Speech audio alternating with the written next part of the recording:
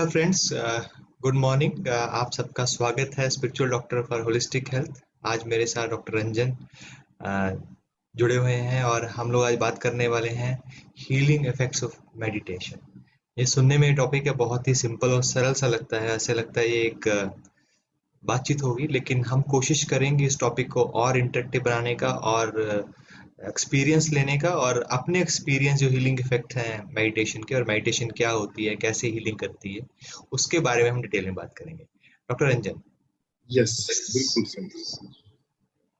Meditation को मैं कई सालों से अपना रहा हूँ और मेडिटेशन के हीलिंग इफेक्ट जो जितने मैंने देखे हैं, सुने हैं, आज मॉर्निंग के मेडिटेशन सेशन में भी एक लेडी ने शेयर किया है, इसका हील पेन मेडिटेशन करने से ठीक हो गया। She was so happy. इतने सारे टेस्टिमोनियल सुने हैं, इतने सारे हमारे पास एक्सपीरियंस हैं।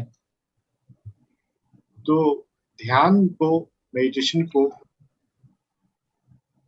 हीलिंग पर्सपेक्टिव से आज हम समझेंगे, डिस्कस करेंगे। उसके कई सारे डायमेंशन, क्योंकि हम खुद जो है वो कई तलों पे है। फिजिकल बॉडी का तल,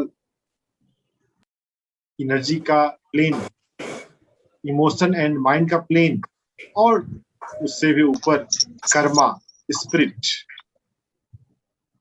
तो यस, हम आज इस फॉर्मेट में हीलिंग इफेक्ट ऑफ मेडिटेशन के बारे में बात करेंगे। साथ ही साथ इसमें लेटेस्ट डेवलपमेंट क्या है।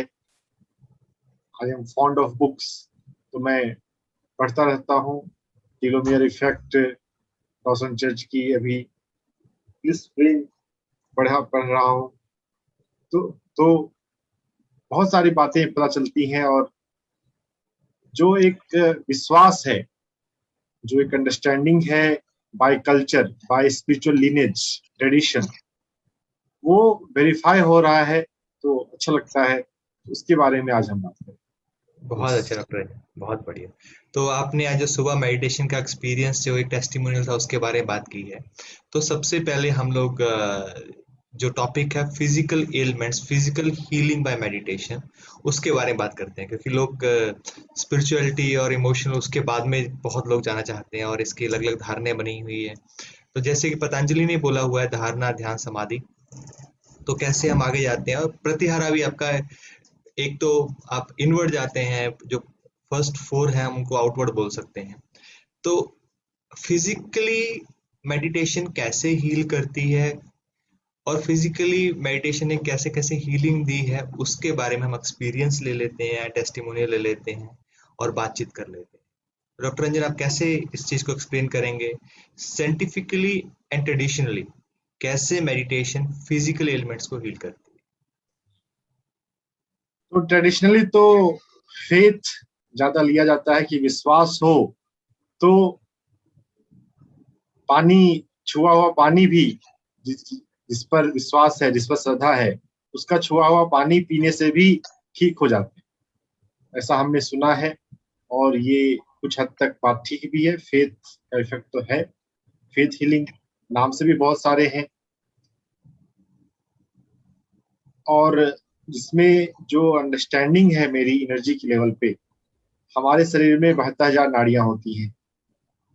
जो ध्यान है वो हर तल पे काम करता है। हमारे कल्चर में है, हमारे पास 5 कोश हैं: अन्नमय कोश, प्राणमय कोश, मनोमय कोश, विज्ञानमय कोश, आनंदमय कोश। अन्नमय कोश तो हमको दिख रहा है, हमको जो फिजिकल प्रॉब्लम हो रही है वो अन्नमय कोश में हो रही है। प्राणमय कोश में नाड़ियां हैं, 72,000 नाड़ियां हैं, या जितनी भी हैं। प्रैक्टिकली तो उससे फर्क नहीं पड़ता 12,000 नाड़ियां हो या 72,000 नाड़ियां हो। प्रैक्टिकली तो इसका बहुत ज्यादा सिग्निफिकेंस नहीं है। हम मेडिटेशन में उतरते हैं तो हमारी ईड़ा पिंगला सुषुम्ना में, जो सेंट्रल में है, और हमारे आसपास जो आसपास नाड़ियां हैं, उन सभी में ऊर्जा बढ़ती है। तो जो एनर्जी आती है वो एनर्जी से क्लींजिंग हो जाती है। जैसे हम घरों में झाड़ू पोछा होता है तो उससे सफाई होती है। एनर्जी की जो बारिश होती है, और मैंने बैकड्रॉप में भी वही इमेज लगाया हुआ है। ये स्पिरिचुअल रियलिटी नाम का एक मेडिटेशन का वीडियो है, spiritual reality journey with in, उसका ये स्नैपशॉट है। ऊपर से एनर्जी आती है तो सभी नाड़ियों की क्लीनिंग हो जाती है। तो फिजिकल हीलिंग, एनर्जी का इफेक्ट फिजिकल बॉडी में कुछ पड़ता है। दोस्त हैं उनको मैं ये बता दूं, डॉक्टर रंजन जो नाड़ियों की बात कर रहे हैं वो आर्टरीज और वेन्स की बात नहीं कर रहे हैं, वो एनर्जी चैनल्स की बात कर रहे हैं। जो हमारे बॉडी के अंदर डिफरेंट एनर्जी चैनल्स होते हैं, 72,000 एनर्जी चैनल्स है, उनके बारे में बात कर रहे हैं। यस। और टीसीएम में मैं टीसीएम उसका फुल फॉर्म है ट्रेडिशनल चाइनीज मेरिडियन या ट्रेडिशनल चाइनीज मेडिसिन, जो एक्यूपंक्चर मेरिडियन एक्यूप्रेशर में प्रैक्टिस करता हूँ। एक्यूप्रेशर का जो पॉपुलर वर्जन है वो सुजोक और रिफ्लेक्सोलॉजी, हथेली और पाम का ही है, लेकिन वो 10% भी नहीं है ओरिजिनल एक्यूप्रेशर, जिसमें पूरी बॉडी पर 72,000 नाड़ियों में जो सरफेस पर नाड़ियां हैं, लगभग 22 नाड़ियों पर काम होता है। तो टीसीएम में हमारी अंडरस्टैंडिंग थी कि जो ब्लड है वो ची को फॉलो करता है, यानी कि एनर्जी को। ची is energy, biological form of energy. हमारे अंदर जो एनर्जी बह रही है उसको ची कहते हैं। अब जैसे हमारे घर में फैन या एसी चल रहा हो, तो ये भी तो एनर्जी से ही चल रही है, but this is electrical energy. हमारी बॉडी में जो हमारे लाइक जो एनर्जी है वो बायोलॉजिकल एनर्जी, बायो एनर्जी, ची एनर्जी या सिंपल ची। तो ब्लड फॉलो ची। जहां पे ची अगर बढ़ जाए तो ब्लड भी पीछे पीछे जाए। कहीं पे इस्चेमिया हो जाता है, इस्चेमिया मतलब ब्लड का फ्लो उस एरिया में नहीं हो रहा है। तो ब्लड का फ्लो क्यों रुका? क्योंकि उस एरिया में ची का फ्लो रुक गया। ची पहले नहीं जा रही, ची नहीं जा रही तो फिर उसको पीछे पीछे ब्लड भी नहीं जा रहा। और ये जो ची है वो अल्टीमेटली माइंड को फॉलो करता है, हमारे सोच, विचारधारा, बिलीफ पैटर्न। तो टीसीएम में ये अंडरस्टैंडिंग है। अभी मैं डॉसन चर्च को पढ़ रहा था, ब्लिस ब्रेन और माइंड टू मैटर में डेली इवनिंग मेरी बुक रीडिंग का भी सेशन होता है, और उसमें मैं टीम के साथ करता हूँ से। तो ब्लिस ब्रेन में भी टीसीएम की बातें आई। Mind, blood follows mind and chi, sorry, chi, blood and mind. Blood chi को फॉलो कर रहा है और ची माइंड को फॉलो कर रहा है। तो इस तरह से मेडिटेशन से और मेडिटेशन से रिलेटेड जो भी एनर्जी पर काम करने वाले सिस्टम हैं, यानी कि एक्यूपंक्चर है, एक्यूप्रेशर है, ईएफटी है, सुजोक है, रिफ्लेक्सोलॉजी है, वो ऐसे काम। तो ये अन्नमय कोश फिजिकल बॉडी की बात है, physical body through energy body, meridian, energy channels. बहुत अच्छा डॉक्टर रंजन। मैं इस चीज को इस तरह से देखता हूँ। Let's take example from a book everyone has read, you are the placebo, doctor Joe Dispenza. तो वो जब अपनी कहानी हम लोग फिजिकली जो हीलिंग है उसके बारे में बात कर रहे हैं, तो फिजिकली हीलिंग मेडिटेशन करती कैसे है, या कैसे उसका प्रोसेस कैसे है, और कैसे कैसे उसके टेस्टिमोनियल्स हैं। डॉक्टर जो डिस्पेंजा थे वो साइक्लिस्ट और ट्रायथन के बहुत शौकीन थे जब यंग थे। तो वो अपना साइकिलिंग कर रहे थे। ट्रायथन के अंदर 3 पार्ट होते हैं, साइकिलिंग, स्विमिंग एंड रनिंग। तो साइकिलिंग वाला पार्ट था, तो एक कट के अंदर वो जा रहे थे, एक गाड़ी ने उनको टक्कर मार दी और उनका बहुत ही सुवियर एक्सीडेंट हो गया। जब उनका एक्सीडेंट हुआ तो डॉक्टर्स ने बोला आपका जो रीढ़ का हड्डी है वो चला गया है, उसको ऑपरेट करना पड़ेगा और उसके अंदर हमें कुछ बाहर से रॉड्स या कुछ और डालना पड़ेगा। बट डॉक्टर जॉ ने ये डिसाइड किया मैं ऑपरेट नहीं कराऊंगा, मैं हीलिंग अपने आप करूंगा मेडिटेशन के थ्रू। तो यस, बहुत रिमार्केबल है, बहुत ही पाथ ब्रेकिंग है, और मेडिकल साइंस जो है इसको कभी अलाउ नहीं करेगी। क्यों? क्योंकि इस तरह के पहले के बहुत कम ऐसे इंसिडेंट है जब आदमी ने वॉलंटरली ऐसा बोला हो मैं इसको ठीक करूंगा इस तरह से।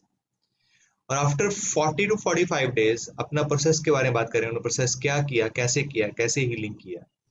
He was on his feet and giving the lectures. अपने रोजाना के दौरान के जो उनके दिनचर्या थे उसको फॉलो कर रहे थे। अब उन्होंने किया कैसे? डॉक्टर जो लिखते हैं, वो बोलते हैं मैं डेली कम से कम 12 से लेकर 16 घंटे मेडिटेशन करता था, और उस मेडिटेशन के दौरान मैं जहां पर हीलिंग देनी होती थी वहां पे इमेजिन करता था, वहां पे क्रिएशन करता था, वहां पे अपनी इंटेंशंस लेके जाता था, वहां पे अपनी ब्रेथ लेके जाता था, और ये इमेजिन करता था वहां पे मेरी जो बोन है, बोन जो लॉस हो गई है उसकी हीलिंग हो रही है, वहां पे नई बोन बन रही है। यस, हम लोग मेडिकल साइंस से पढ़ते हैं कुछ चीजें जो है वो रीग्रो करती है, जैसे लिवर सेल्स हैं, हमारे नेल्स हैं, हेयर्स हैं, लेकिन बोन रीग्रो करती है ये नहीं है। तो लगभग 40-45 डेज के बाद जहां पे उनकी बोन का लॉस हुआ था वहां पे नई बोन बनी हुई थी, और वहां पे उनकी हीलिंग हो गई थी और पैरों के ऊपर चल पा रहे थे। जो कि डॉक्टर्स थे उनको बोल रहे थे आप लाइफ भर अगर आप ऑपरेट नहीं करवाओगे तो कभी चल नहीं पाओगे। तो डॉक्टर से पूछा अगर मैंने ऑपरेट करवा लिया तो कितने परसेंट चांसेस हैं कि मैं एकदम ठीक रहूंगा? तो उन्होंने बोला 50-50। तो बोले 50-50 चांसेस है तो let me take the chance. और वो जो उनका जो पर्सनल डिसीजन था आज वो लैंडमार्क है, और इस चीज को सभी लोग जानते हैं। ये तो एक जो डॉक्यूमेंटेड है, जो बहुत सारी ऐसी डॉक्यूमेंट्रीज भी हैं, बहुत सारे डॉक्यूमेंटेड स्टडीज हैं जिसमें ये बताया गया है मेडिटेशन हील्स फिजिकल एलिमेंट्स। वो करती कैसे है फिजिकल एलिमेंट्स? अगर हम इसको थोड़ा सा साइंटिफिक तरीके से समझे, थोड़ा सा क्वांटम फिजिक्स के तरीके से समझे, तो इसको इस तरह से देख सकते हैं जैसे डॉक्टर रंजन बता रहे थे अन्नमय कोश और एनर्जी बॉडी के ऊपर। तो हम लोग दो ही बॉडीज लेते हैं, एक हम फिजिकल बॉडी लेते हैं, एक हम अपनी एनर्जी बॉडी लेते हैं। तो हम सबकी एक अन्नमय कोश है, हमारा जो बॉडी है एक स्थूल शरीर है, और इसके आसपास एक एनर्जी बॉडी है। फ्रेंड्स, कभी भी कोई डिजीज जब आती है तो पहले वो एनर्जी बॉडी में आती है। मान लो किसी को कैंसर हुआ, मान लो किसी को कोई और डिजीज हुई है, कैंसर हम जो बोलते हैं अरे उसको कैंसर हो गया, वो कैंसर का उसमें डायग्नोसिस होता है। कैंसर का बनना तो बहुत देर पहले शुरू हो जाता है, it takes at least 5 to 10 years to develop a cancer, जो कैंसर सेल्स होते हैं। तो वो कैंसर सेल हमारी एनर्जी बॉडी में कैसे आ सकते हैं? हमारी फिजिकली कुछ प्रॉब्लम हो सकती है, हमारे खाने में हो सकती है, हमारे जो सोच है उसमें हो सकती है, अलग अलग और कारण हो सकते हैं। कारणों के ऊपर हम नहीं जा रहे हैं, आज हम बात करेंगे हीलिंग इफेक्ट्स ऑफ मेडिटेशन के बारे में। तो जो एनर्जी बॉडी है, एनर्जी बॉडी में ऐसा मान सकते हैं जैसे हमारी बॉडी में लेफ्ट साइड में हार्ट है, तो एनर्जी बॉडी में भी हार्ट है, उसका साइज छोटा बड़ा हो सकता है लेकिन उसका सेम शेप सेम तरीके से रहता है। लिवर है, लिवर भी एनर्जी बॉडी में है। सब जो ऑर्गन्स हैं एक रेप्लिका है हमारी एनर्जी बॉडी में। तो एनर्जी बॉडी की जो एनर्जी है, उसकी वाइब्रेशन है, उसकी फ्रिक्वेंसीज है, वो चेंज होनी शुरू हो जाती है। That manifest in the physical body. जब फिजिकल बॉडी के अंदर मैनिफेस्टेशन होती है तब हमें डिजीज नहीं मिलती, बॉडी उसको रेजिस्ट करती है अपने डिफरेंट मैकेनिज्म से, इम्यूनिटी से या डिफरेंट और बहुत सारे तरीके हैं।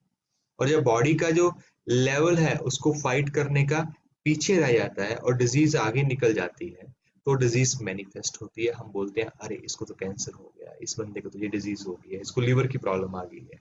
लेकिन डिजीज तो वो पहले भी थी, लेकिन मैनिफेस्टेशन नहीं थी। सिर्फ मेडिकल टेस्ट नहीं, उसकी मैनिफेस्टेशन, उसकी जो प्रोसेस है, उसकी क्वांटिटी है, उसकी क्वांटिफिकेशन करती है, हाँ इस आदमी को इतनी डिजीज है। तो ये हो गया डिजीज का फ्रिक्वेंसी का कारण। तो अगर हम मेडिटेशन के थ्रू या डिफरेंट एनर्जी हीलिंग्स के थ्रू, चाहे वो साउंड हीलिंग हो, चाहे वो एक्यूप्रेशर हो, चाहे वो कोई भी हीलिंग हो, चाहे वो सुजोक हो, जब हम एनर्जी बॉडी में हीलिंग करनी शुरू कर देते हैं तो वो सेम जो हीलिंग इफेक्ट है वो फिजिकल बॉडी के अंदर भी आता है। ये एक तरीका है फिजिकल बॉडी के अंदर, जो हम बोलते हैं फिजिकल बॉडी कैसे हील होती है। दूसरा तरीका जो mindfulness based cognitive therapy, mindfulness based stress reduction techniques हैं। 8 वीक्स प्रोग्राम्स ने बहुत ज्यादा इसके ऊपर रिसर्च की है, बहुत ज्यादा, क्योंकि शॉर्ट ड्यूरेशन है, 8 वीक्स है। 8 वीक्स के पहले आपके टेलोमेर कितने थे, बाद में कितने, आपकी फिजिकल हेल्थ उससे पहले कैसी थी, अभी कैसी है, आपकी मेंटल हेल्थ उससे पहले कैसी थी, अभी कैसी है। तो it's easy to study in the hospital setting और इन द लैब सेटिंग जिसको हम बोलते हैं। तो इसके ऊपर बहुत ज्यादा स्टडीज हुई हैं माइंडफुलनेस बेस्ड कॉग्निटिव थेरेपी के ऊपर, माइंडफुलनेस बेस्ड स्ट्रेस रिडक्शन के ऊपर, और हील बुक है इसके, हील बुक में काफी इसके बारे में डिफाइन किया हुआ है, इसको एक्सप्लेन किया हुआ है। तो उसमें देखा गया है जब हम अपनी इंटेंशन, अपनी ब्रेथ को किसी ऑर्गन के पास लेके जाते हैं जहां पे हमें हीलिंग चाहिए, तो वहां पे हीलिंग स्टार्ट हो जाती है। फॉर एग्जाम्पल, एक फिजिकल इंजरी की बात लेते हैं पहले। मान लीजिए आपको कहीं चोट लगी है, मान लो आपके थाई में चोट लगी है, पैर में चोट लगी, तो वो प्रोसेस में क्या बोलते हैं, आप अपनी इंटेंशन वहां पे लेके जाइए और बोलिए मैं वहां पे हील हो रहा हूँ। अपनी ब्रेथ है, फिजिकली आपके लंग्स के बाहर वो ब्रेथ नहीं जाएगी, लेकिन you taking your breath to that part, उसको हीलिंग दे रहे हैं, और जो उसकी नेगेटिव एनर्जी है उसको आप रिलीज कर रहे हैं। तो देखा गया जो प्रोसेस था उससे जो हीलिंग थी वो 40 to 50% ज्यादा हुई, और लोगों की जो हीलिंग थी वो बेटर थी। तो दिस शोज जो हमारी इंटेंशंस जहाँ फ्लो करती है वहाँ हमारी हीलिंग फ्लो करती है। अगर हम बोले हमारे जो थॉट्स हैं वो सिर्फ फिजिकली एग्जिस्ट नहीं करते हैं और हमारी बॉडी फिजिकली एग्जिस्ट करती है, तो friends I want to tell that everything is vibration. We also exist because we are vibrating, we are energy, we are frequencies. हम इलेक्ट्रॉन, प्रोटॉन एंड न्यूट्रॉन्स के बने हुए हैं, और दे आर कंटिन्यूसली मूविंग। आप जिस चेयर के ऊपर बैठे हुए हैं, आपने जो कपड़ा पहना हुआ है, they are also made up electron, protons and neutrons. वो जब तक फ्रिक्वेंसी में हिलते रहते हैं तभी वो जो फिजिकल चीज है वो नजर आती है या एग्जिस्ट करती है।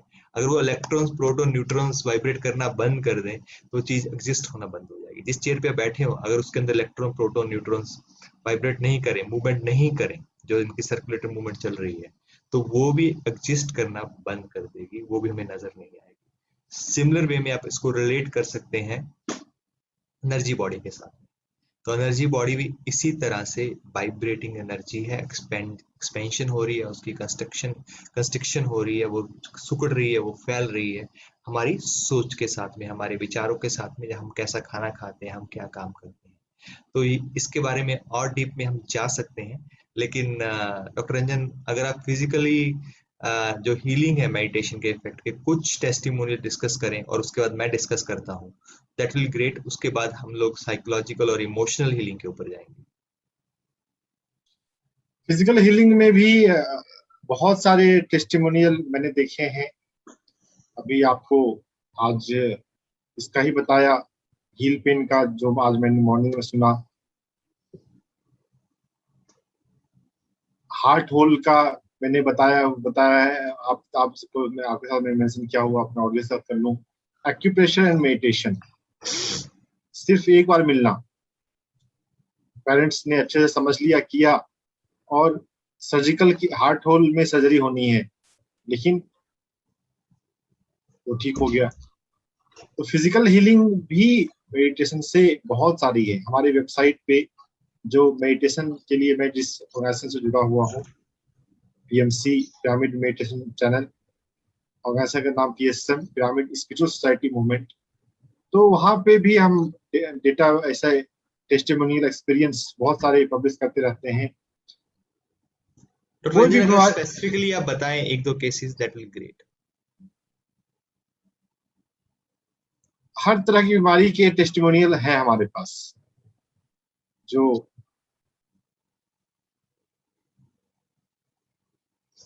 देखिए, मैं ये व्हाट्सएप का, मैं आपको स्क्रीनशॉट शायद दिख रहा होगा, दिख रहा है ना? Yes yes. तो घुटने और पैरों की हालत में रूमेटिक अर्थराइटिस, ये मेडिटेशन करना शुरू किया और कोई 1 महीने 20 दिन में काफी मोर देन 50% इम्प्रूवमेंट हो गया। अब तो समय इन्होंने काफी दिया है ध्यान के लिए, 3 से 4 घंटे प्रतिदिन। PMC में हम इस बात पर बहुत फोकस करवाते हैं कि आपको मेडिटेशन के लिए काफी टाइम देना चाहिए। 1 घंटे सुबह, 1 घंटे शाम, इससे शुरुआत करें, और इसको हम आसान भी कर सकते हैं। योग मुद्रा अगर हम कर लेते हैं, जो कि गाइडेड रिलैक्सेशन है, अपनी हम बॉडी के लेवल पे आ जाते हैं। तो अभी जैसे अभी सांसें अभी हमें पता नहीं चल रही हैं, लेकिन अगर हम योग मुद्रा का अभ्यास करते हैं या डीप ब्रीदिंग करते हैं, हम अपने सांसों के प्रति अधिक अलर्ट हो जाते हैं। तो फिर ये इजी हो जाता है, और इजी हो जाता है तो हम अधिक देर भी प्रैक्टिस कर सकते हैं। तो हील पेन का ये केसेस हैं। और अगर हम मतलब इस बीच में हम अपने हमारी मैगजीन में और हमारे यूट्यूब चैनल पे भी बहुत सारे ऐसे केसेस हम आते रहते हैं टेस्टिमोनियल। अब बीइंग ए मेडिकल डॉक्टर, और वो मेरे लिए एक ये हो जाता है कि इसको मैं एक्सप्लेन कैसे करूं, और एक्सप्लेन करना फेथ, फिर फिजिकल मेडिटेशन की चीजों में तो फेथ का फिर मेंशन करना पड़ता है कि विश्वास, उस पर्सन का विश्वास कि ये ठीक हो जाएगा। और ये बहुत, मैंने रेडिकल होप का जिक्र किया था जब डॉक्टर हेनिंग आए थे, तो केली टर्नर भी इस चीज का मेंशन करते हैं, hope, hope is the main thing. अगर किसी पेशेंट के पास, पर्सन के पास होप है कि हाँ मेरा ये ठीक हो सकता है, मेरा ये ध्यान से ठीक हो सकता है, तो इस होप की वजह अगर है तो फिर वो अपना एफर्ट लगाता है। तो होप सिर्फ ब्लैंक वे में भी हो ऐसा बात नहीं है, आपको मेहनत भी करना है, आपको प्रैक्टिस भी करना है, डिसिप्लिन प्रैक्टिस चाहिए, समझना है, बारीकियों को समझना है। सिर्फ आंख बंद करके भी आपको ये देखना है कि मन शांत हो, मन शांत होता है, हो रहा है, तो उसको फिर जो डिस्पेंजा डॉसन चर्च के बुक के लिटरेचर में आता है, अगर हम अल्फा स्टेट, हमारे पास 5 ब्रेन वेव हैं, अल्फा स्टेट अगर 15 सेकंड के लिए सस्टेन रह सकता है तो फिर उसको इन मेडिटेशन कहते हैं। तो अगर आंख बंद करके बैठे हैं और मंकी माइंड बना हुआ इधर उधर जंप कर रहा है, तो फिर उसको मेडिटेशन में काउंट नहीं किया जाएगा और फिर हीलिंग इफेक्ट नहीं आएगा। तो मेडिटेशन से हीलिंग टेस्टिमोनियल बहुत सारे हैं, लेकिन कभी कभी ऐसे भी आते हैं कि मैं इतने समय से कर रही हूँ, 10 साल से मेडिटेशन कर रही हूँ, लेकिन मुझे शुगर है। तो टाइम लगा रहे हैं, लेकिन बारीकियों को अगर नहीं समझ रहे हैं तो फिर इफेक्ट देर से आता है, समझना है हमें। जैसे शुगर का हमने बात किया डॉक्टर रंजन, तो हमें ये भी समझना पड़ेगा प्री कंडीशंस फॉर मेडिटेशन, ये भी बहुत जरूरी है। और मेडिटेशन के कितनी कितनी विधियां हैं, हम कौन सी विधि को फॉलो कर रहे हैं, कैसे फॉलो कर रहे हैं। कई बार आजकल जो प्रॉब्लम आजकल आ रही है doctor Ranjan, I will very Frank, आजकल यूट्यूब और गूगल ने जो लोगों को खुद का डॉक्टर और खुद का मास्टर बना दिया है, उससे बहुत बड़ी प्रॉब्लम आती है। राइट, जो लिखा, जो पढ़ा, जो किया, उसको बिना सोचे समझे हमने यूज कर लिया, कैसे यूज किया। इसलिए बहुत जरूरी है हम किसी ऐसे इंसान से सीखें जो उसका मास्टर हो, उसको नॉलेज हो, उसको पता हो मुझे यहाँ पे कौन सी टेक्निक यूज करनी है, मुझे कंसंट्रेशन टेक्निक यूज करनी है, मुझे रिलैक्सेशन टेक्निक यूज करनी है, मुझे क्या यूज करना है। तो प्री कंडीशंस फॉर मेडिटेशन, जैसे शुगर की बात की है आपने डॉक्टर रंजन, तो जरूरी नहीं आप सिर्फ मेडिटेशन कर रहे हैं, आंख बंद करके बैठे हो। बहुत खूबसूरत बोला, आप कितनी रिलैक्सेशन हो रही है, आपकी कितनी अल्फा स्टेट है, कितनी आपकी उसमें इंटेंशन है, कितने आपके विचार आपके कंट्रोल में है या नहीं है, आप उसको आने जाने दे रहे हैं, विचारों को कैसे ऑब्जर्व कर रहे हैं, आप कौन सा खाना खा रहे हैं उस समय, आप कौन सी स्पेस में है उस समय, आपके आसपास की जो एनर्जीज है वो कैसी है।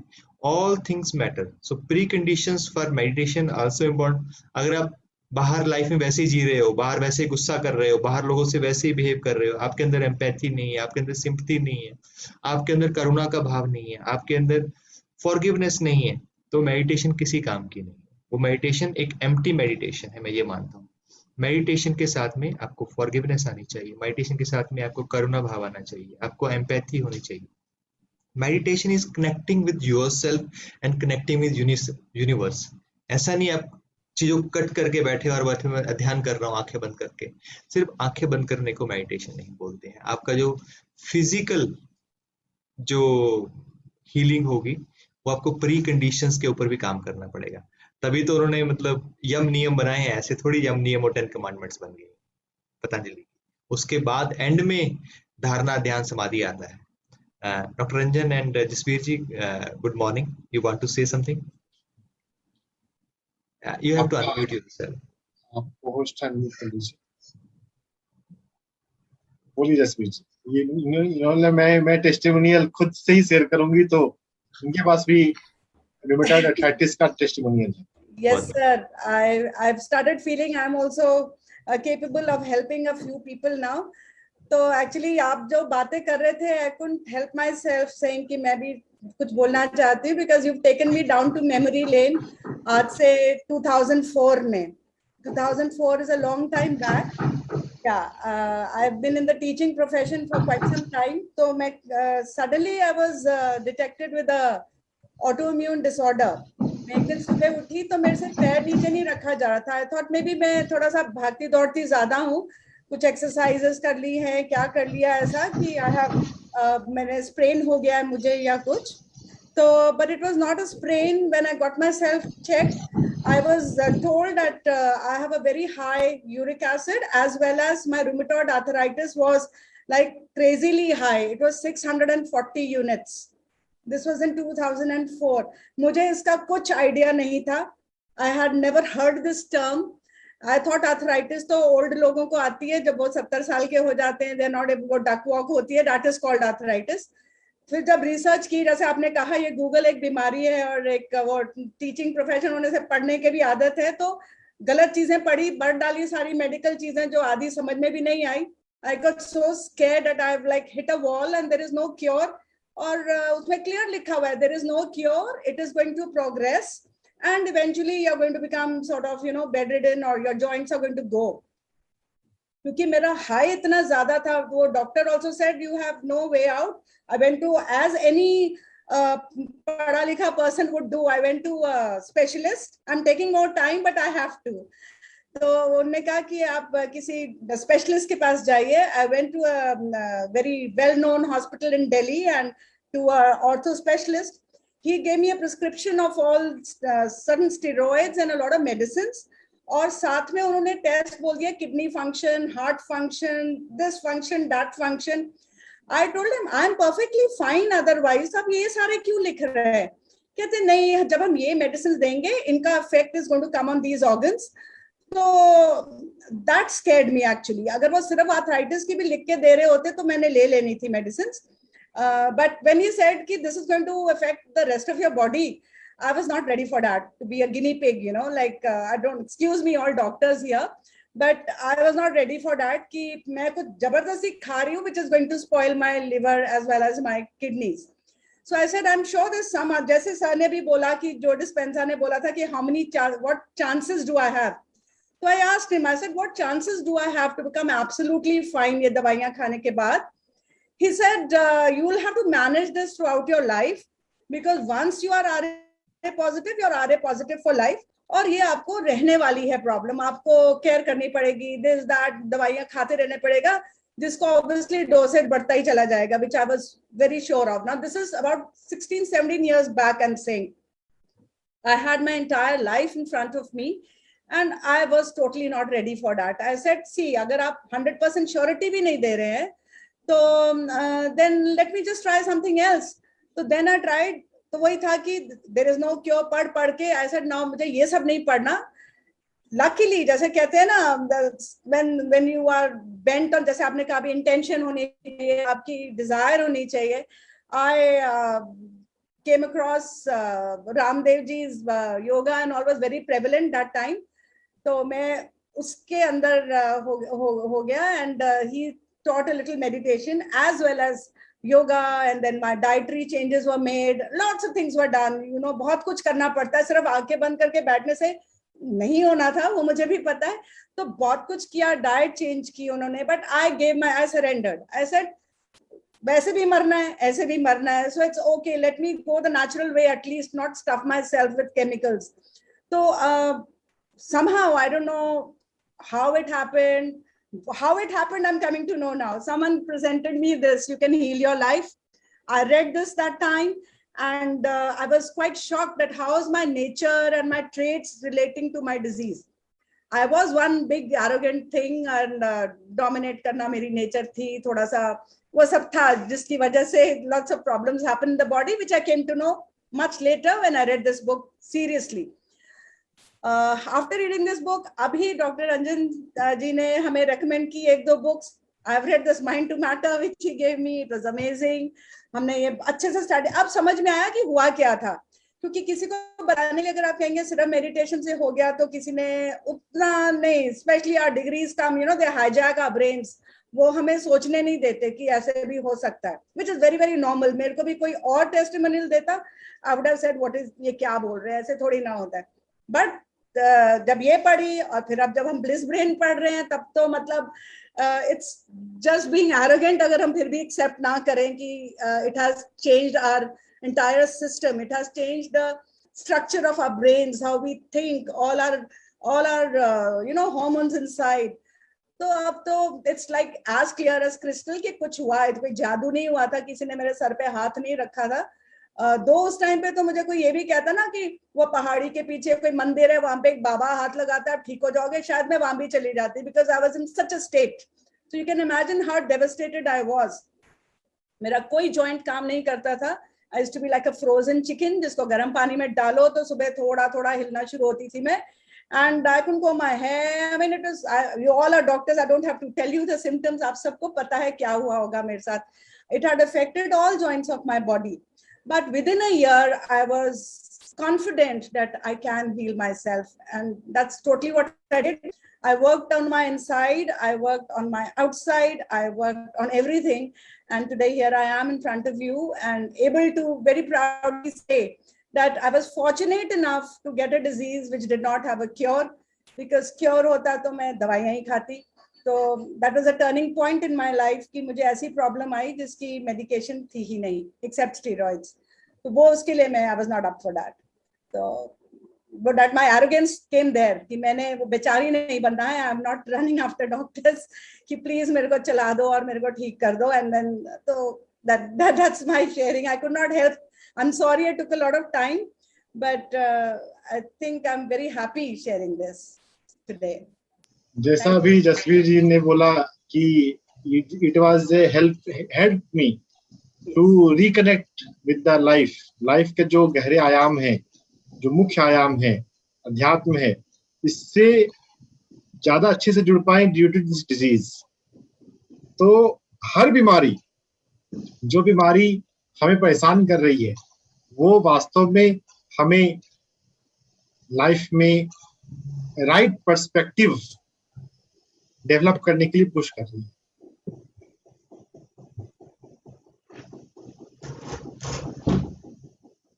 तो अपने लाइफ में और हमने डॉक्टर लौरा नासी को भी बुलाया था अर्जेंटीना से. उनका टॉक अवेलेबल है हमारे यूट्यूब पे, देख लीजिए इस जगह जिन्होंने नहीं देखा है तो उन्होंने तो बुक ही लिख दी, cancer is a wake up call. In fact every disease is a wake up call. और मुझे याद आ रहा है मेरे फिजियोलॉजी के प्रोफेसर, फर्स्ट ईयर एमबीबीएस में फिजियोलॉजी एक सब्जेक्ट है. हमारी शरीर में जो फंक्शंस होते हैं, हार्मोन के, नर्व्स के, मसल के, सबके फंक्शंस के बारे में फिजियोलॉजी में पढ़ा जाता है.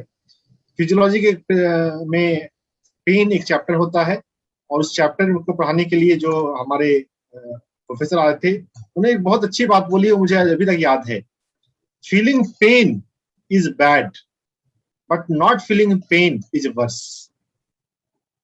तो ये तो खैर फिजियोलॉजिकल लेवल पे है, अगर पेन फील नहीं हो रहा है तो ज्यादा डीप इंजरी हो गई है.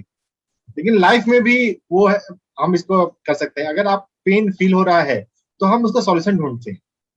अगर पेन है और आप उसको इग्नोर कर दें, पेन किलर है, आप सिग्नल को ब्रेक कर दें, प्रोस्टाग्लैंडिन को बनने ना दें, पहुंचने ना दें, सिग्नल ब्रेक होके आप अगर पेन से बच रहे हैं, तो वो तो ज्यादा वर्स्ट सिचुएशन की ओर आपको ले जा सकता है. तो पेन का सॉल्यूशन पेन किलर नहीं है. पेन क्यों आ रहा है, उस कारण को समझना, उस कारण को निवारण करना, वो सॉल्यूशन है. Healing is required, root cause healing. और ये रूट कॉज जो है, ये बहुत वैसा टर्म है, मतलब जो सिर्फ बॉडी पर काम करते हैं वो भी यही बोलते हैं कि रूट पे काम करना है. बॉडी के लेवल पे रूट ठीक है, लेकिन बॉडी का रूट क्या है, फिजिकल का रूट क्या है? फिजिकल रूट एनर्जी है और माइंड.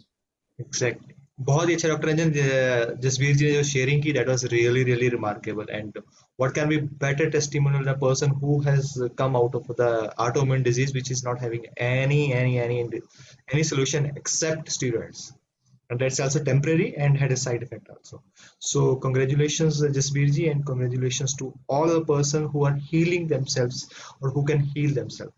तो फिजिकल हीलिंग जो है वो मेडिटेशन कैसे करती है, उसके बारे में आज नॉट ओनली ईस्ट और वेस्ट भी उसके लिए बहुत जागरूक हो गया है.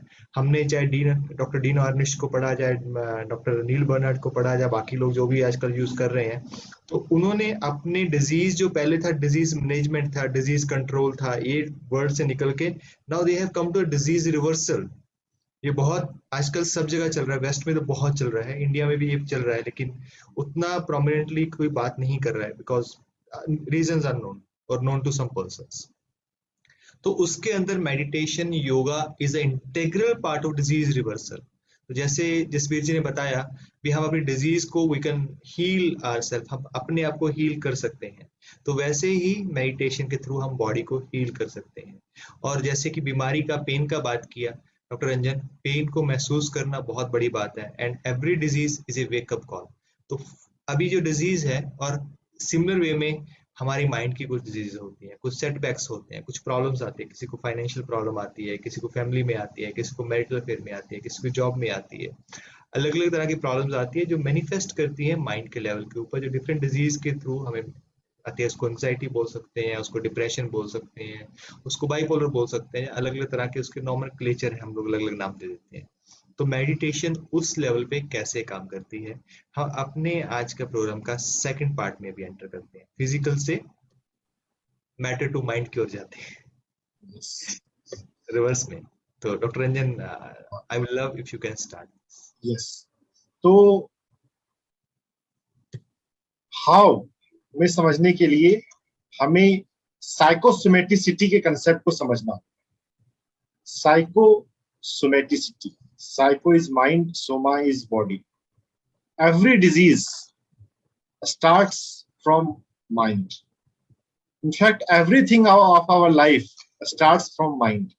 हम कोई भी काम करते हैं पहले मन में सोचते हैं, प्लानिंग करते हैं, सोचते हैं और फिर वो चीजों को करते हैं।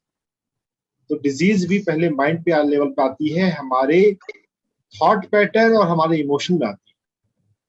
तो अगर हम अपने थॉट पैटर्न और इमोशन को पहचान कर उन पर काम कर सकते हैं तो हम अपने डिजीज को रिवर्स कर सकते हैं।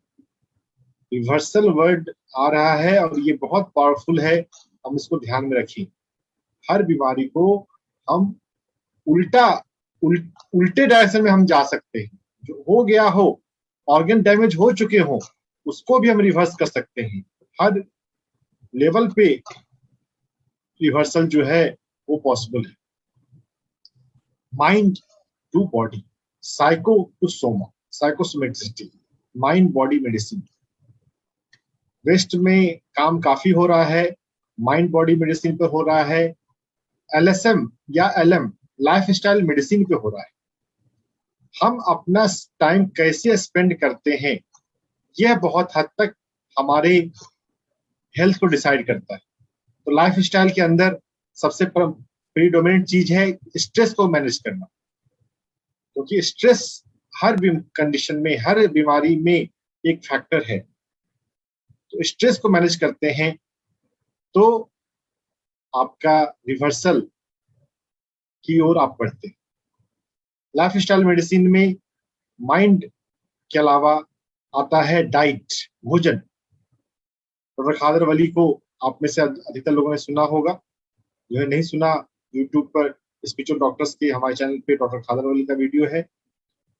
हम जो भोजन कर रहे हैं आजकल, हम हमारे गट में, हमारे इंटेस्टाइन में जो बैक्टीरियाज हैं, बायोम, माइक्रोबायोम, उसको हम इतना डिस्टर्ब कर देते हैं कि उससे हमारी इम्यूनिटी प्रभावित हो जाती है, उससे हमारा हेल्थ प्रभावित हो जाता है। माइक्रोबायोम जो हमारे बैक्टीरियाज हैं, जो हेल्दी बैक्टीरियाज हैं, उसको ठीक रखने के लिए हमें फाइबर, और फाइबर फूड्स में भी है, लेकिन जो सबसे मिलेट्स में सॉल्युबल फाइबर्स हैं, तो मिलेट्स का फाइबर ज्यादा अच्छा माना जाता है। और मिलेट्स को आप जैसे चावल और रोटी की तरह हम खाते हैं, उस तरह से भी खा सकते हैं। रोटी भी बनती है, चावल भी बनता है, खिचड़ी भी बनती है। तो आपकी एक बार हमारी आदत सेट हो जाए तो फिर वो तो हमारे नॉर्मल रूटीन का पार्ट है। और प्लांट फूड का कंजम्पशन बहुत जरूरी है।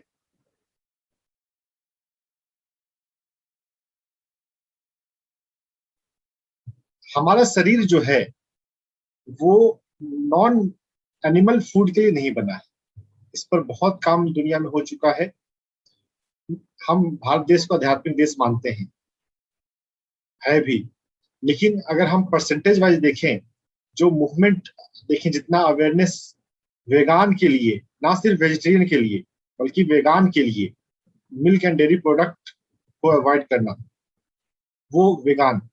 इसके रिगार्डिंग जो मूवमेंट है, जो अवेयरनेस प्रोग्राम है, लेक्चर है, कॉन्फ्रेंस है, जितना वेस्ट में हो रहा है, यूरोप में, अमेरिका में हो रहा है, उतना तो हमारे यहाँ नहीं हो रहा है।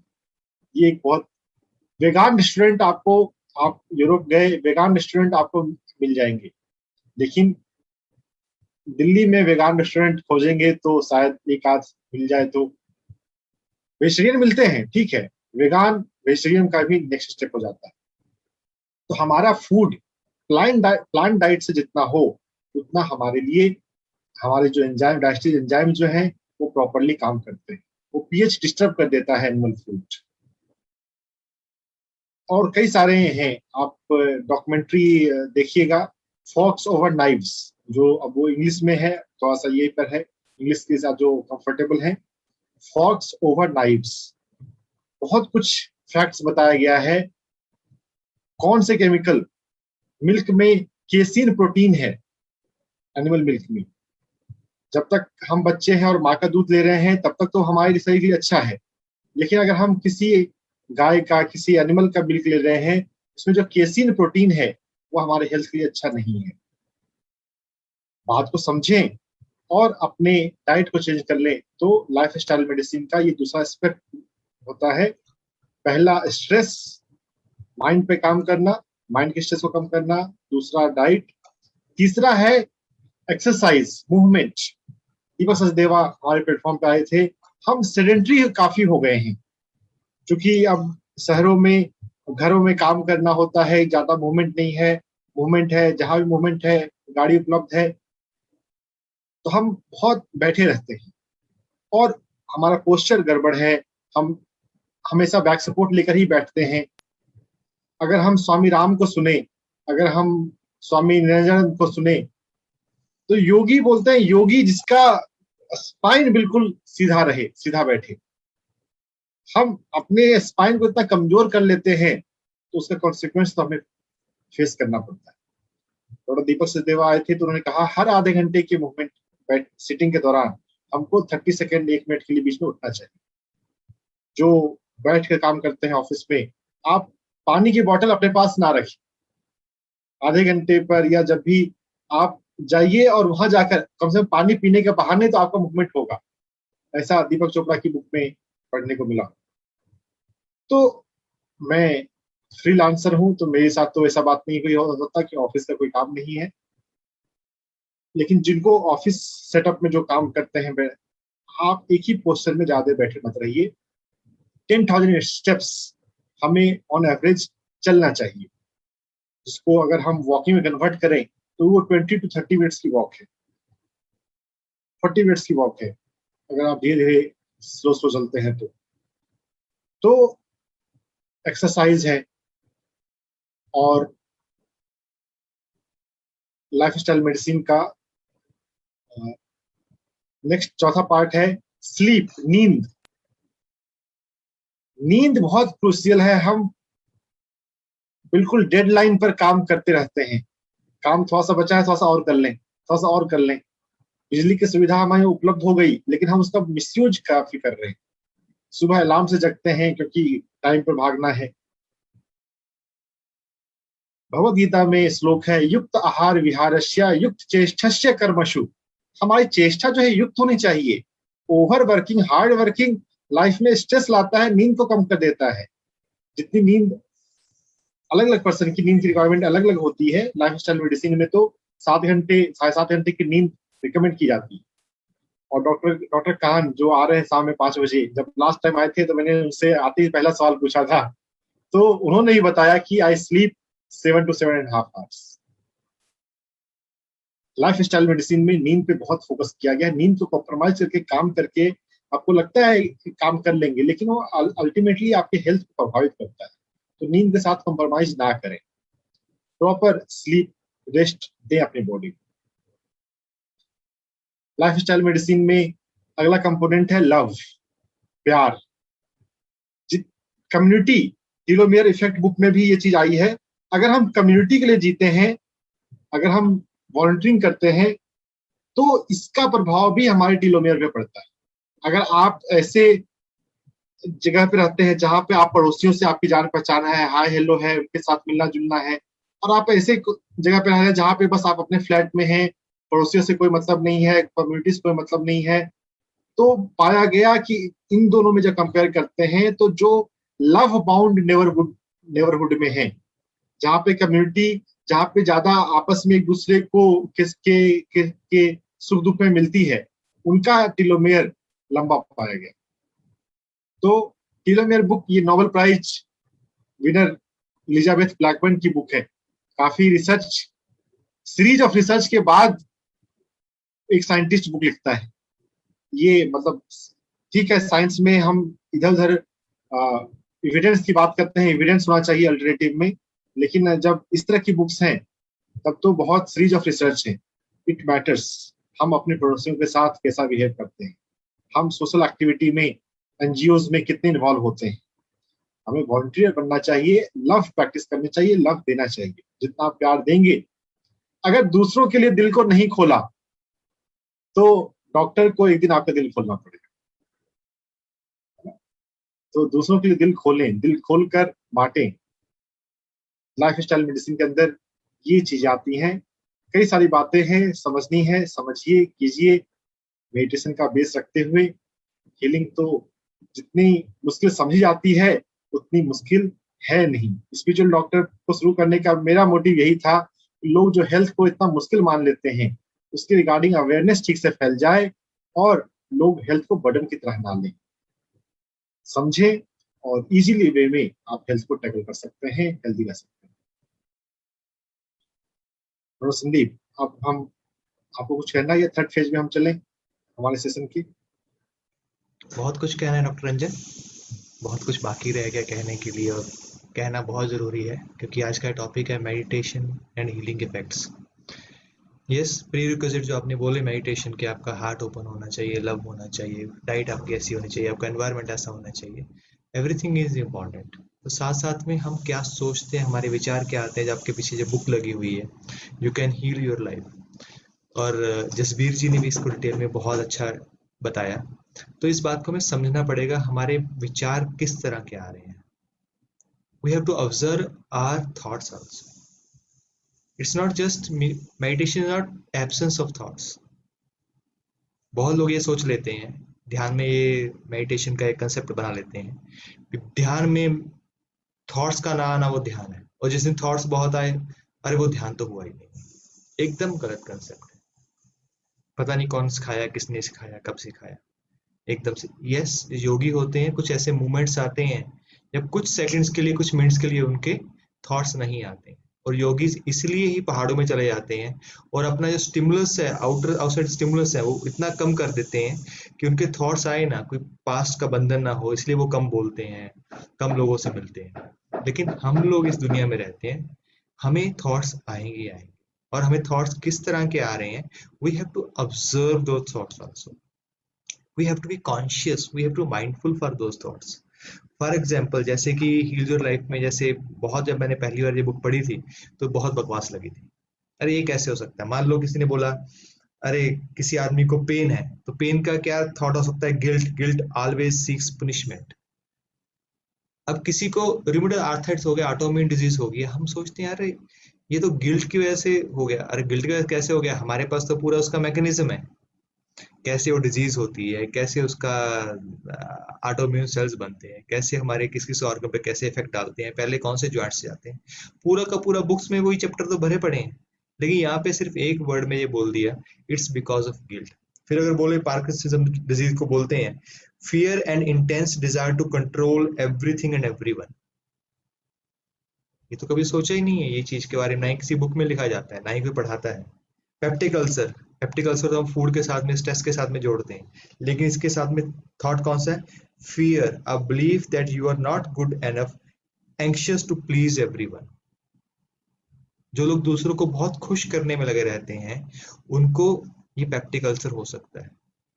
आप एच पाइलोरी की किसी की भी आप ट्रीटमेंट दे दो, लेकिन आपके पेप्टिक अल्सर जो है वो ठीक नहीं होंगे। तो इसका रीजन यही है, जो आपके थॉट्स हैं, आपकी मेडिटेशन जब करते हैं, you have to be mindful about your thoughts also. और दूसरा कंसेप्ट जो हीलिंग इफेक्ट जो थॉट्स का है और मेडिटेशन का है, हम लोग बहुत बार ये मेडिटेशन का कंसेप्ट ले लेते हैं, आंख बंद करके 2 घंटे 3 घंटे बैठना ही मेडिटेशन है। ये भी गलत है। इस कंसेप्ट को भी चेंज करने की जरूरत है अगर हम माइंड के ऊपर काम कर रहे हैं। We have to be mindful and meditative state always and every time. अगर आप इस समय भी सुन रहे हैं मुझे, डॉक्टर रंजन को, या जसवीर जी ने शेयरिंग की, आप कैसे सुन रहे हैं, आप प्रेजेंट है या नहीं है, आपकी सांस कहाँ है, आप अपनी बॉडी के कैसे बैठे हुए हैं, आप अवेयर है या नहीं है। जस्ट नाउ अगर आप सुन रहे हैं, जस्ट बिकम अवेयर आपके बॉडी के कौन कौन से पार्ट्स हैं वो चेयर को या फ्लोर को टच कर रहे हैं, ये भी एक तरह की मेडिटेशन।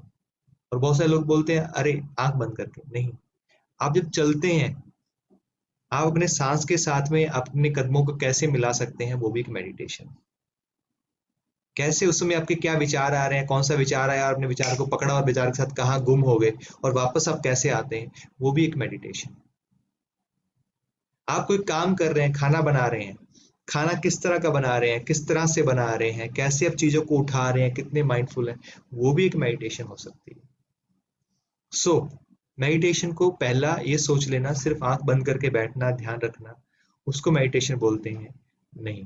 दूसरा, मेडिटेशन हर समय हो सकती है, हीलिंग आपकी मेडिटेशन हो सकती है। जैसे कि योगा का बोला, राजयोग बोलते हैं, कर्म योग बोलते हैं, अलग अलग तरह की सारी हीलिंग से ही है। हमें इसको मेडिटेशन को एक हीलिंग इफेक्ट को लोग बांध देते हैं, आंख बंद करके बैठना वही आपको हील करेगा, नहीं। इसको तभी हमने शुरू में ये बात की है, आपको किसी से सीखना जरूरी है, कोई ऐसा मेडिटेशन टीचर हो जो आपको सिखा सके, आपको बेसिक से लेके आगे तक ले सके, आपको उसको प्रैक्टिस करवा सके, आपको बता सके आप क्या कर रहे हो। नहीं तो मेरे पास कितने लोग मेडिटेशन सेशन बोलते हैं, आज मेडिटेशन अच्छी नहीं हुई। क्यों अच्छी नहीं हुई? आज तो बहुत विचार है। तो मेडिटेशन के उस विचारों को मैं क्या बोलता हूँ, जो विचार होते हैं दो तरह के होते हैं, एक कनेक्टेड थॉट्स होते हैं, एक अनकनेक्टेड थॉट्स होते हैं। कनेक्टेड थॉट्स क्या होते हैं, आपने एक सीरीज पकड़ी और उसको आगे ले गए। आज मैंने खाने में ये बनाना है, अरे खाने में ये बनाना है तो पिछली बार मैंने ऐसा बनाया था, इसको इस तरह से बनाएंगे, बच्चे खाएंगे कि नहीं खाएंगे, अरे फिर बर्तन धोने हैं, बर्तन वाली आएगी कि नहीं आएगी। These are the connected thoughts.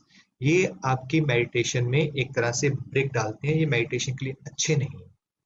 और ऐसे थॉट्स होते हैं जो अनकनेक्टेड होते हैं, आपके बचपन से आ रहे हैं, कुछ ट्रॉमा आ रहा है, आप आ रहे हैं और जा रहे हैं, जो सिटिंग एंड ऑब्जर्विंग, वो जो थॉट्स होते हैं वो एक क्लींजिंग प्रोसेस का काम करते हैं। हम अपने माइंड को इस तरह से देख सकते हैं जैसे एक हार्ड डिस्क हो। हर एक हार्ड डिस्क का एक कैपेसिटी होता है, और उस कैपेसिटी के बाद जब बढ़ जाती है तो उसकी प्रॉब्लम आनी शुरू हो जाती है, तो स्ट्रेस होता है, फिजिकल डिजीज होती है, तो वो कारण है। तो उस हार्ड डिस्क को खाली करना बहुत जरूरी है ताकि उसके अंदर स्पेस बन सके। जो आपके अनकनेक्टेड थॉट्स हैं, एक दूसरे कनेक्टेड नहीं है, they act as the cleansing process of that hard disk. उस हार्ड डिस्क को क्लीन कर रहे हैं। ये सब चीजें माइंड को कैसे हील करता है, आपके डिप्रेशन को कैसे हील करता है मेडिटेशन, उसके बारे में बात कर रहे हैं।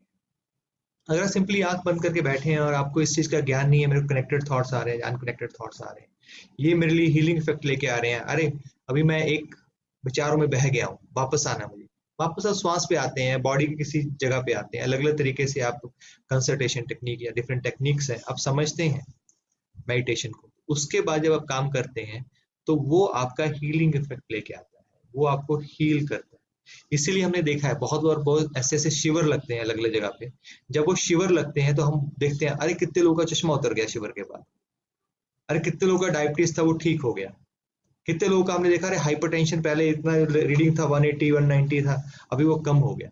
क्यों? क्योंकि ग्रुप में वो काम अच्छा करता है। ग्रुप में आप सभी कॉन्शियस होते हो, आप अपना 100% देते हो, जो आपको कमांड्स दी जा रही हैं आप उस कमांड्स को फॉलो कर रहे हो, और पूरे दिनचर्या आप सुबह उस समय उठ रहे हो, सुबह अपने जो बेसिक्स हैं आपके यम नियम है, आप प्राणायाम कर रहे हैं, सब कुछ कर रहे हैं, योगा कर रहे हैं, फिजिकल मेडिटेशन कर रहे हैं, तो उससे हीलिंग प्रोसेस होता है, फास्ट हो जाता है। जैसे डॉक्टर रंजन अभी बात कर रहे थे हमारे फूड के बारे में, हमारी स्लीप के बारे में, हमारी कम्युनिटी के बारे में, हमारे संघ के बारे में, तो वो सब चीजें हमारी हीलिंग का पार्ट है, हमारी मेडिटेशन का पार्ट है।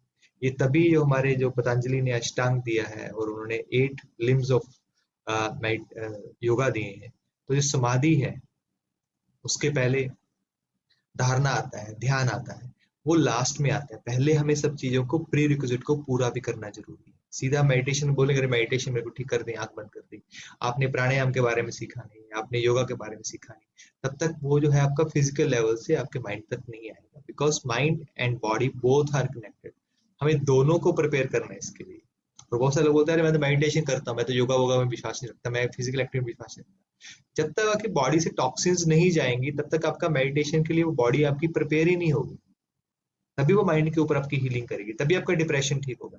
इसीलिए जो लोग बोलते हैं डिप्रेशन है मुझे मेडिटेशन से ठीक हो जाएगा, नहीं, आपको फिजिकल एक्टिविटी करनी पड़ेगी, आपको संघा में भी जाना पड़ेगा, आपको कुछ सेवा भी करनी पड़ेगी।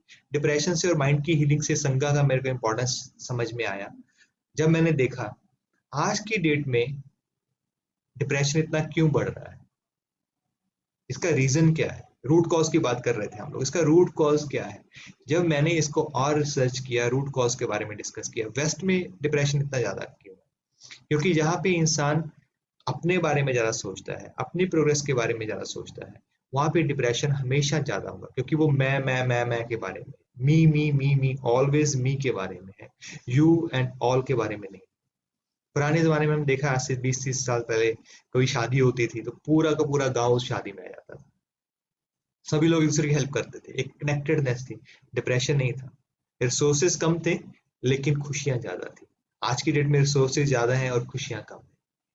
गुरुद्वारा में, मंदिर में जब फेस्टिवल्स होते थे सभी लोग उसमें सेवा करते थे, जैसे गुरुद्वारा में लंगर होता है तो उसमें सभी लोग जाके सेवा करते थे, कोई लंगर बना रहा है, कोई इसको सर्व कर रहा है, कोई बर्तन साफ कर रहा है, तो डिप्रेशन कम आता था।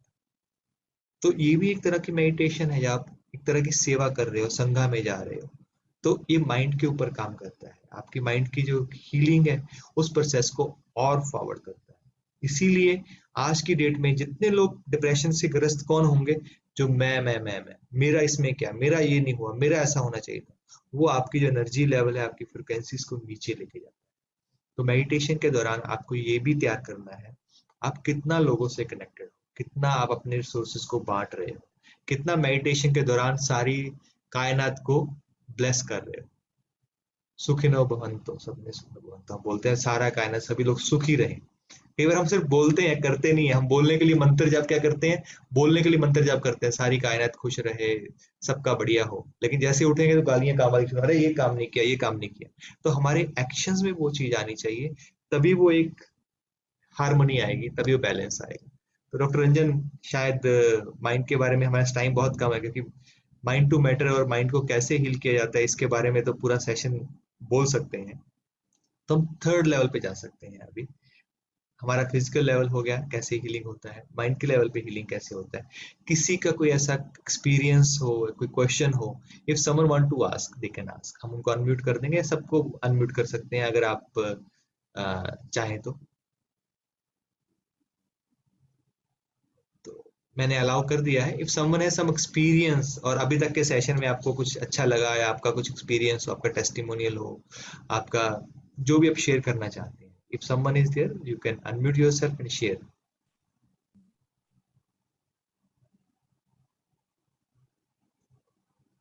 Dr. Chandana, would you like to say anything? Doctor Mamata,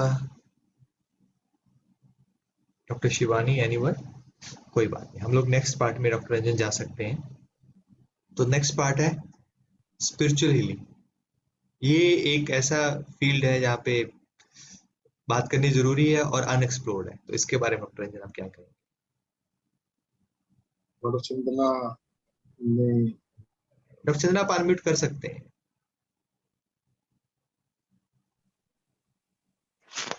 Hello, good morning. It's a wonderful session, really good.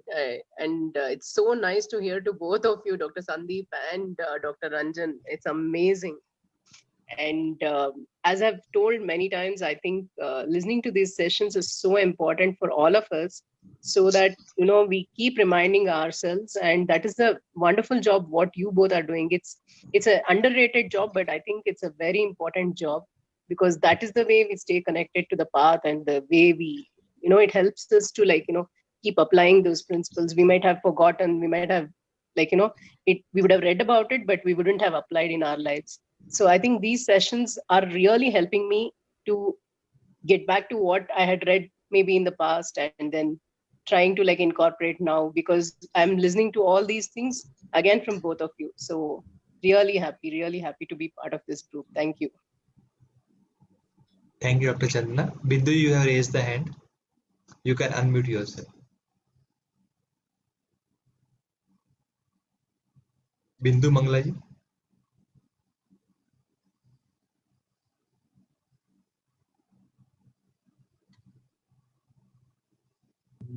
हम आगे बढ़ते हैं। हमने आपको अलाउ कर दिया है अनम्यूट करने के लिए। ओके, तो हम आगे बढ़ते हैं डॉक्टर रंजन, स्पिरिचुअल हीलिंग। जी, सभी को नमस्कार।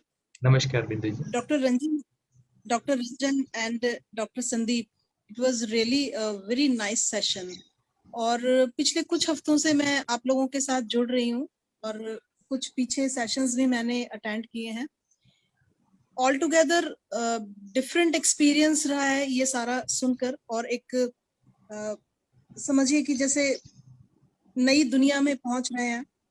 धीरे धीरे हमारी बॉडी बड़ी पावरफुल है, हमारी बॉडी के अंदर सब कुछ हील करने की पावर है। ये सुनते तो थे, हम पढ़ा भी था इसके बारे में, लेकिन एक्चुअली ऐसा है। और हमारा माइंड कितना पावरफुल है, हमारी, जैसे आज आपने मेडिटेशन के बारे में बताया, इन सब चीजों से मुझे लगता है कि वाकई में हम शायद जो आपने लिखा है कि medical bill zero, stress zero, actually we can achieve that. और बहुत इंटरेस्टिंग लगा सर मुझे। आई होप कि फ्यूचर में भी आप इसी तरह से अपने सेशंस करते रहेंगे। और हम लोग जो इस चीज के बारे में बहुत कम जानते हैं, जो अभी एक्सप्लोर ही कर रहे हैं, तो हम लोग बड़े बेनिफिटेड होते हैं आपके इस तरह के सेशन सुनकर। आई होप कि हम इस तरह के सेशंस और हमें सुनने को मिलेंगे और इंटरेस्टिंग चीजें सुनने को मिलेंगी। Thank you very much sir. It is really a very nice experience. Thank you बिंदु, थैंक यू। हम होप करते हैं इस जो कड़ी को है, ये चैप्टर है spiritual doctor of holistic health, ये हमेशा चलता रहे और हर संडे हम लोग मिलते रहे। आज स्पेशल संडे है। आज हमारे जो गेस्ट हैं उनका यूएसए से है, उनका सेशन है शाम को 5 बजे है। सो सेम जो लॉगिन आईडी रहेगा जूम का सेम रहेगा और फेसबुक के ऊपर हम लाइव रहेंगे।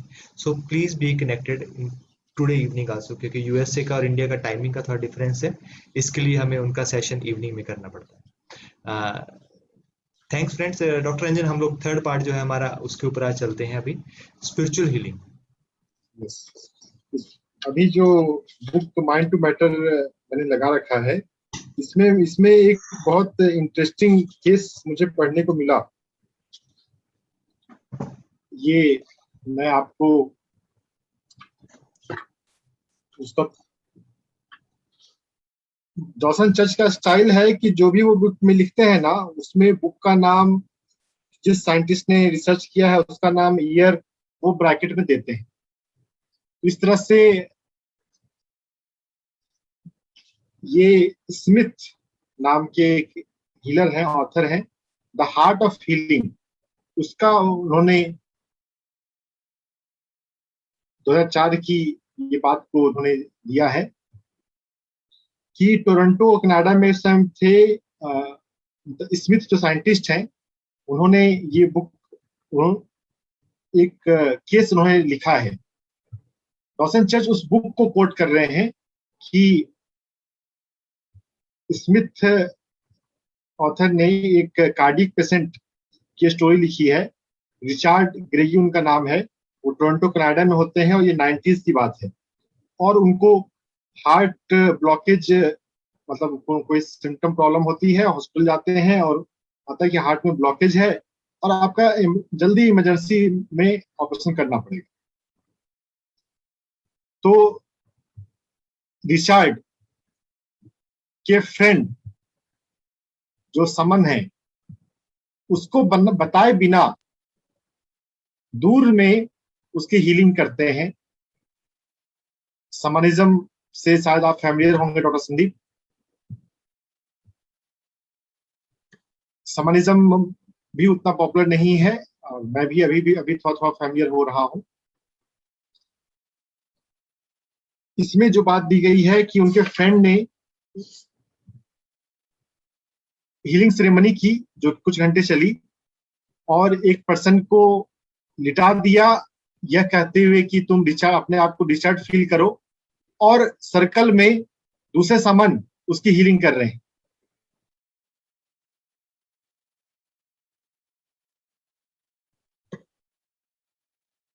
अगले दिन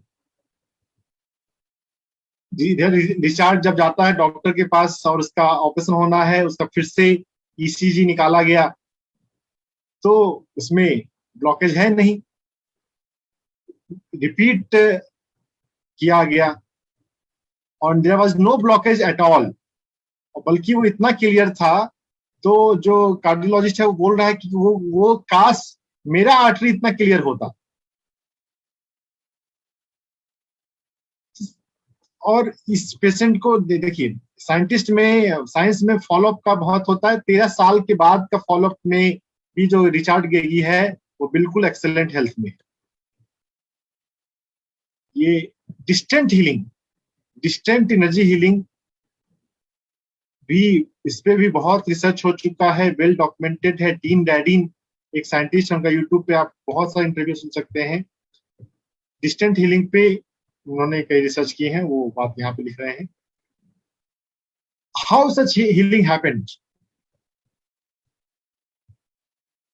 हम रेकी जानते हैं, प्राणिक हीलिंग जानते हैं।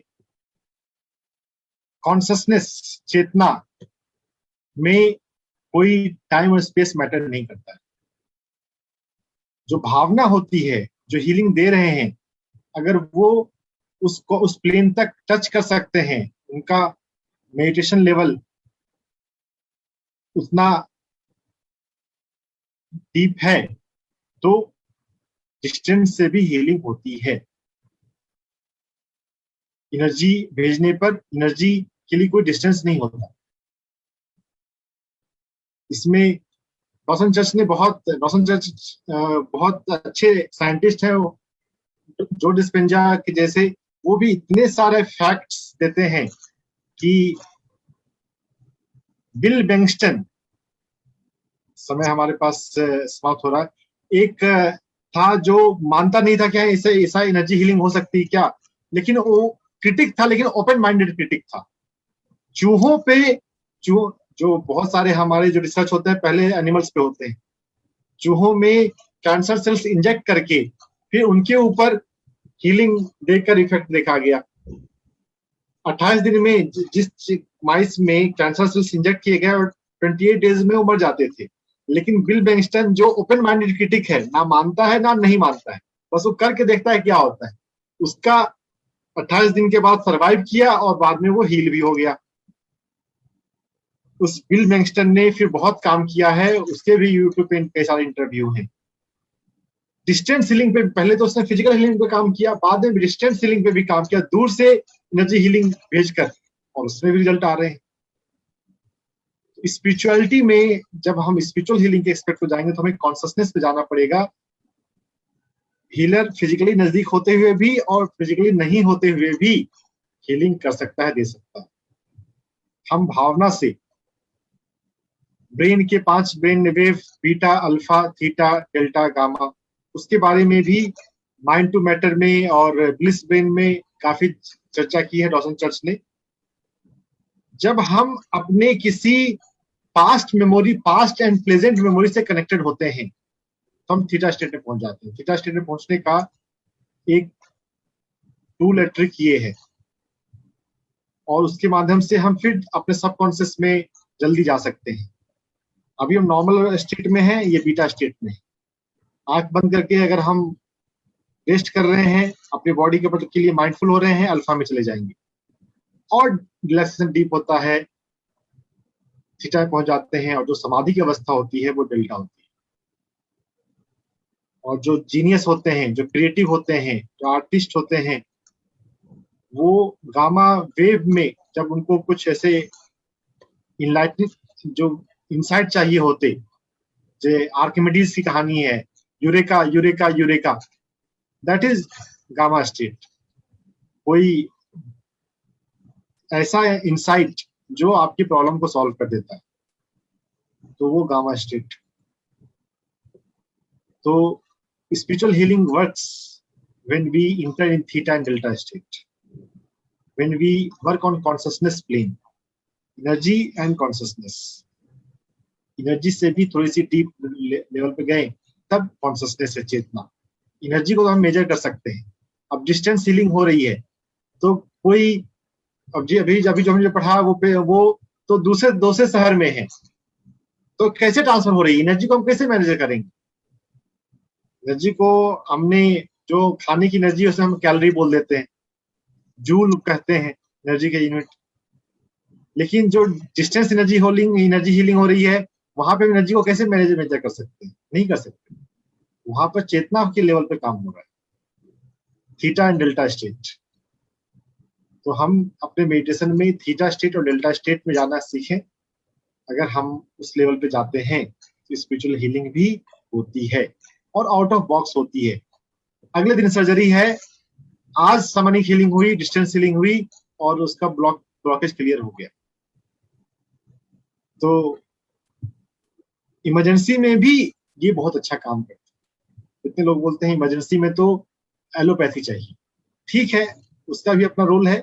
फ्रैक्चर है, सीवियर ब्लीडिंग है, ट्रॉमेटिक ब्लीडिंग है, आरटीए रोड ट्रैफिक एक्सीडेंट है, लेकिन बहुत जगह पे ये स्पिरिचुअल हीलिंग भी इमरजेंसी में काम अच्छा करती है। और इसमें है कि जितना आप पहले से अपने आप को फैमिलियर रखे हैं, ट्रेन रखे हैं, आप जानते हैं, अब डे 1 पे ही अगर किया जाए तो वो तो अच्छी बात नहीं है। आग लगने पर आप तैयारी नहीं करते, पहले से ही अपने आप को ट्रेन रखते हैं।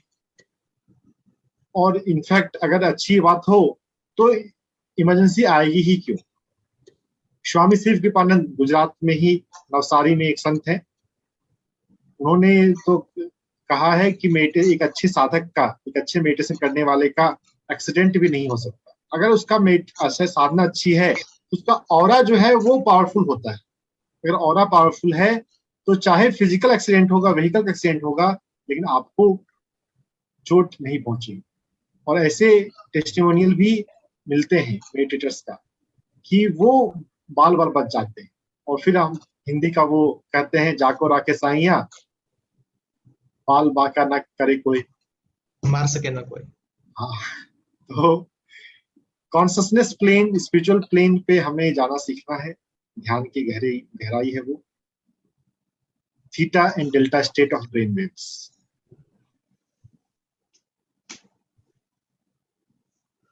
डॉक्टर संदीप। बिल्कुल सही डॉक्टर रंजन, आपने बताया स्पिरिचुअल हीलिंग के बारे में। तो स्पिरिचुअल हीलिंग में अगर हम बात करें, बहुत साल पहले मैंने बुक पढ़ी थी रॉबिन शर्मा की, the monk who sold his Ferrari. तो अभी तो और बहुत सारी बुक्स पढ़ ली हैं, उसके बाद इतनी ज़्यादा बुक्स पढ़ ली हैं, लेकिन अभी भी I consider that book as my one of the first book जब मैंने इस बात में या इस चीज़ों में और बुक्स को पढ़ना शुरू किया था। उससे पहले मैं अलग तरह की बुक्स पढ़ता था। तो उसमें monk who sold his Ferrari की स्टोरी क्या है? एक इंसान होता है, लॉयर होता है, अरबोपति होता है, करोड़ोपति होता है, उसको बहुत शराब पीने का, लड़कियों का, बहुत सारी चीज़ों के शौक होते हैं। बट समडे वो कोर्ट में एक केस लड़ रहा होता है, ही जस्ट फेंट्स अवे, वहीं पे हो जाता है। डॉक्टर्स को बोलते हैं that you have only few years with you. तो वो सब कुछ छोड़ छाड़ के चला जाता है और वापस आता है एज ए यंग पर्सन, एकदम फिट पर्सन, एकदम से शाइनिंग, और उसका चेहरा चमक रहा होता है। तो वो वैसा कैसे बना, क्यों बना, और उसका क्या जर्नी थी, उसी का जो बुक है the monk who sold his Ferrari book है। और वो बताते हैं, मैं हिमालयस में जोगीज के पास गया, वो कैसे रहते हैं, क्या करते हैं, मैं वैसे फॉलो किया। उससे मैं अपनी उम्र को 20 साल कम दिखा पा रहा हूँ, मैं ज़्यादा हेल्दी फील कर रहा हूँ, और मेरे को अभी मटेरियल चीज़ें या इन चीज़ों के पीछे नहीं भागना, मुझे अपने आप को एक्सप्लोर करना है। तो जो स्पिरिचुअल हीलिंग है वो भी वैसी। हम लोग भाग रहे हैं, चल रहे हैं, दौड़ रहे हैं, लेकिन हमें नहीं पता है हम कहाँ पे हील हो रहे हैं, कहाँ पे अपने आप को कहाँ दुख दे रहे हैं, कहाँ तकलीफ दे रहे हैं। We are creating more karmas, more problems, more stress every day, every minute, every second. लेकिन उसको हम कैसे दूर कर सकते हैं, कैसे उससे बाहर आ सकते हैं, वो एक तरीका है स्पिरिचुअल हीलिंग का, जो डीप हीलिंग है, जो आपको समझाती है जो आपकी प्रॉब्लम्स हैं वो टेम्परेरी है, आप परमानेंट हो, आपकी जो सोल है वो परमानेंट है, जो बॉडी है वो टेम्परेरी है, जो कर्मा थ्योरी बोलती है जो कर्म क्रिएट करते हो वो आपके इस जन्म में नहीं अगले जन्म में वो भी आपके पीछे रहेंगे, आपको उसका जो हिसाब किताब है वो देना पड़ेगा। वो ऐसा बैलेंस नहीं है कि लोग ये बैलेंस सोचते हैं, कर्मा थ्योरी को बहुत गलत मानते हैं। मैंने इतने अच्छे काम किए, मैंने इतने बुरे काम किए, तो अच्छे कामों ने बुरे कामों को काट दिया। नहीं, मैं कर्मा थ्योरी को ऐसे मानता हूँ, अच्छे कर्मों की अलग लिस्ट है, बुरे कर्मों की अलग लिस्ट है। अच्छे कर्मों के आपको फल मिलेगा, बुरे कर्मों को मिलेगा। अब किस तरह के कर्म कर रहे हो उससे मैटर करता है। बहुत सारे लोगों को ये ध्यान में आता है अच्छे कर्म कर दिए बुरे कर्म काट देते हैं। ऐसा नहीं है, आपकी दोनों लिस्ट अलग अलग बनती है, पॉजिटिव नेगेटिव लिस्ट बनती है, और दोनों को आपको भोगना पड़ता है। तो वैसे ही जो स्पिरिचुअल हीलिंग है, आपको जब हील करती है आप अपने आप से मिल जाते हैं। हमारा पर्पज ऑफ लाइफ क्या है जब वो जान जाते हो। मैं तो हमेशा बोलता हूँ the purpose of life is to know your purpose of your life. आपकी लाइफ का पर्पस ही वो होना चाहिए, आपको जानना आपकी लाइफ का पर्पस क्या है। जब वो जान जाते हो तब उसको जीते हो, तब आपकी स्पिरिचुअल हीलिंग स्टार्ट हो जाती है। तब आप वहां पहुंच जाते हो जहां पे आपको जाना है, जिस चीज के लिए आप इस अर्थ पे इस प्लेनेट पे आए हो। जो फिजिकल प्लेन पे या मेंटल प्लेन पे वो अपने आप ठीक हो जाता है। बोलते हैं ना अगर आपकी स्पिरिचुअल हीलिंग होगी, फिजिकल और माइंड हीलिंग तो अपने आप ही हो जाएगी, उसके लिए आपको कुछ करने की जरूरत ही नहीं है। तो best way for spiritual healing is meditation. क्योंकि मेडिटेशन के अंदर जब हम अल्फा स्टेट में जाते हैं तो हमें ज्ञान होता है हम कौन है, हम अपने आप से मिल पाते हैं, अपने आप को जान पाते हैं। जो आज का सबसे बड़ा क्वेश्चन है, जो स्पिरिचुअलिटी का सबसे बड़ा क्वेश्चन है, हु आर यू, आप कौन है, हु एम आई। यही क्वेश्चन से पूरी जो ग्रंथ है, पूरी जो स्पिरिचुअलिटी है वहीं से खुलती है, हु एम आई। दूसरा क्वेश्चन आता है व्हाई आई एम हियर। जब इसको आपको क्लियरली जो दो आंसर मिलने शुरू हो जाते हैं, और स्पेशली आंसर तो बाद में आते हैं, क्वेश्चन आने शुरू हो जाते हैं, तो आपकी स्पिरिचुअल हीलिंग के पाथ पे आप चलना शुरू हो गए, आपके कदम बढ़ने शुरू हो गए। तो हमें स्पिरिचुअल हीलिंग इतनी जरूरी है जितनी हमें लाइफ का पर्पस जानना जरूरी है। अगर हम पर्पस को जान गए तो हम वो करेंगे जो हम करने के लिए आए हैं। नहीं तो कितने लोग मैंने देखा है डॉक्टर क्यों बने, मेरा आंसर क्या है, क्योंकि मेरे +2 में से अच्छे मार्क्स आए थे, 10th में अच्छे मार्क्स आए थे। तो हमारे जमाने में वही होता था, अगर आपके 80% से ज्यादा मार्क्स आए मेडिकल, 70% से ज्यादा आए नॉन मेडिकल, अगर 60% से ज्यादा आए कॉमर्स, अगर 50% से ज्यादा आए तो आर्ट्स। तो ये एक सेट फार्मूला था। आपके माँ बाप डॉक्टर है तो आप भी डॉक्टर बन जाएंगे, आपके माँ बाप इंजीनियर है तो आप भी इंजीनियर बन जाएंगे। आज तो बहुत सारी स्ट्रीम्स आ गई हैं। तो मेरे से बहुत सारे पूछते हैं आप डॉक्टर क्यों बने, तो मेरा आंसर ये होता है मुझे नहीं पता था मुझे डॉक्टर बनना है, मैंने डॉक्टर बन गया। लेकिन अभी जो काम कर रहे हैं स्पिरिचुअल डॉक्टर के ऊपर काम कर रहे हैं, होलिस्टिक हेल्थ के ऊपर काम कर रहे हैं, शायद हमारा वही पर्पस है। आज सुबह मेरे को किसी ने क्वेश्चन करके पूछा था spiritual doctor for holistic health का गोल एंड इंटेंशंस क्या है। इसका गोल एंड इंटेंशन यही है जो हम बात कर रहे हैं, इस नॉलेज को दूर तक पहुंचाना, इस नॉलेज को खुद के ऊपर अप्लाई करना है। इस नॉलेज को और ज्यादा से फूल होता है जब खिल जाता है तो वो महक बांटता है, तो और फूलों के साथ मिलके और महक को बढ़ाना, यही ये पर्पस है।